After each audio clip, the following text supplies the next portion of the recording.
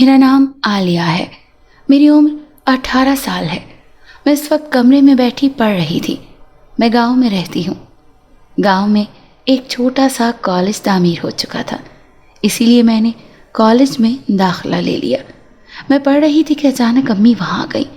میری امی کی شادی 14 سال کی عمر میں ہو گئی تھی۔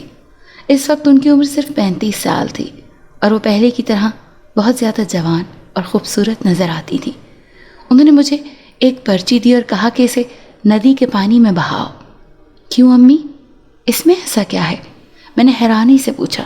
بس بیٹا، یہ ایک تعویذ ہے جو مجھے میری دوست نے دیا ہے۔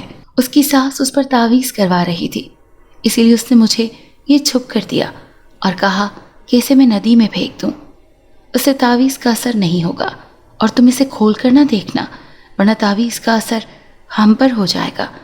امی نے بتایا تو میں نے ڈر کر اس بات میں سر ہلایا اور ان کی بات مان کر وہ بڑا سا کاغذ تہ لگا ہوا ندی کے رستے بہا دیا۔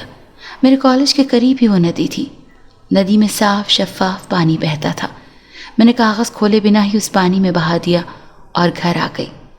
گھر آ کر میں نے امی کو بتایا کہ میں نے ویسا ہی کیا جیسا انہوں نے کہا۔ میری بات سن کر وہ بہت خوش ہوئیں اور مجھے شاباش دی۔ اس واقعے کے 15 دن بعد امی نے مجھے دوبارہ وہی کاغذ دیا اور ندی میں بہانے کو کہا۔ اس بار بھی میں نے چپ چاپ ان کی بات مان لی، لیکن پھر 1 ماہ میں 2 بار ایسا ہونے لگا۔ وہ مجھے 1 ماہ میں 2 بار کاغذ پانی میں بہانے کو کہتی اور سختی سے تنبیہ کرتی کہ میں اسے کھول کر نہ دیکھوں۔ اب مجھے واقعی عجیب لگ رہا تھا۔ مجھے لگنے لگا جیسے امی کی دوست ان سے جھوٹ بولتی ہیں، کیونکہ امی کی دوست کا گھر ندی کے قریب ہی تھا۔ وہ خود کیوں نہیں جاتی تھی؟ امی کو کیوں کہتی تھی؟ اس دفعہ میں نے سوچ لیا تھا کہ اگر اب امی نے مجھے وہ کاغذ دیا تو میں ضرور کھول کر دیکھوں گی۔ کچھ دنوں بعد میرا انتظار ختم ہوا اور امی نے مجھے وہ کاغذ دے دیا۔ میں اس کو لے کر ندی کے کنارے پہنچ گئی۔ میں نے اسے بہانے کے بجائے کھول لیا۔ کاغذ اچھا خاصا بڑا تھا، اس پر عجیب سے الفاظ لکھے تھے۔ میں نے ان کو پڑھنا شروع کیا۔ ابھی تھوڑی ہی دیر گزری تھی کہ اچانک مجھے اپنے وجود میں تبدیلی محسوس ہوئی۔ میرے ناخن بہت لمبے ہو گئے، میری جلد سیاہ ہو گئی۔ اچانک ہی میں فضا میں تیرنے لگی۔ میں دنگ رہ گئی۔ شاید امی ٹھیک کہہ رہی تھی۔ میں نے اسے کھول لیا اور تعویذ کا اثر مجھ پر ہو گیا۔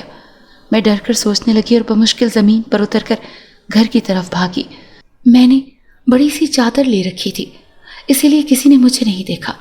مجھے دیکھ کر امی کی چیخ نکل گئی۔ میں اس وقت کوئی چڑیل لگ رہی تھی۔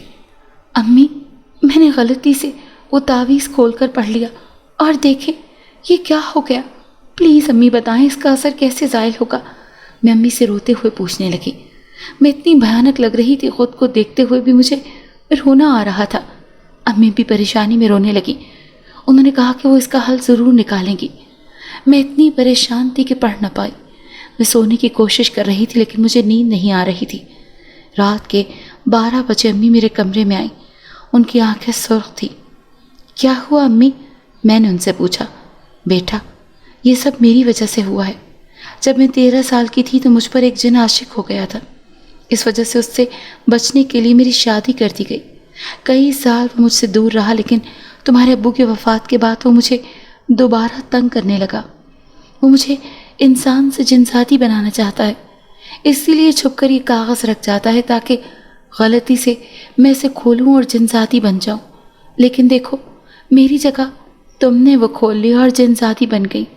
مجھے معاف کر دو، مجھے تمہیں وہ کاغذ نہیں دینا چاہیے تھا۔ امی روتے ہوئے بولی۔ مجھے بھی رونا آنے لگا۔ میں سوچ بھی نہیں سکتی تھی کہ میں جنساتی بن گئی ہوں۔ امی نے مجھے تسلی دی، کل وہ مجھے اپنے عامل کے پاس لے کر جائیں گی۔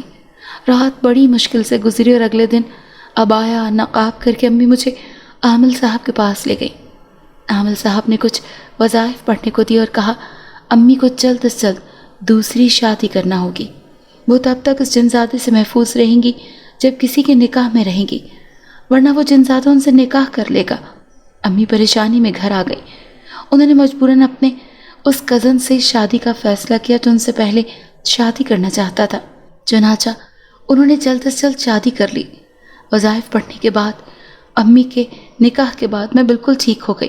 میں نے اللہ کا شکر ادا کیا۔ میں بہت ڈر گئی تھی۔ مجھے خود پر غصہ تھا کہ میری حماقت کی وجہ سے امی کو دوسری شادی کرنا پڑی، لیکن میں یہ دیکھ کر مطمئن ہو گئی کہ میرے دوسرے ابو نے امی کا بہت خیال رکھا تھا۔ اس واقعے کو کافی ماہ گزر گئے اور ہم تینوں ایک ساتھ خوش تھے۔ میرے سگے ابو نے امی کو کوئی خوشی نہیں دی تھی۔ میں بہت خوش تھی کہ کسی جن ذاتی کی وجہ سے ہی صحیح، لیکن امی کو خوشیاں تو ملی۔ کبھی کبھی کچھ برا ہوتا ہے تو صرف اسی لیے ہوتا ہے تاکہ ہم اچھے تک پہنچ سکیں۔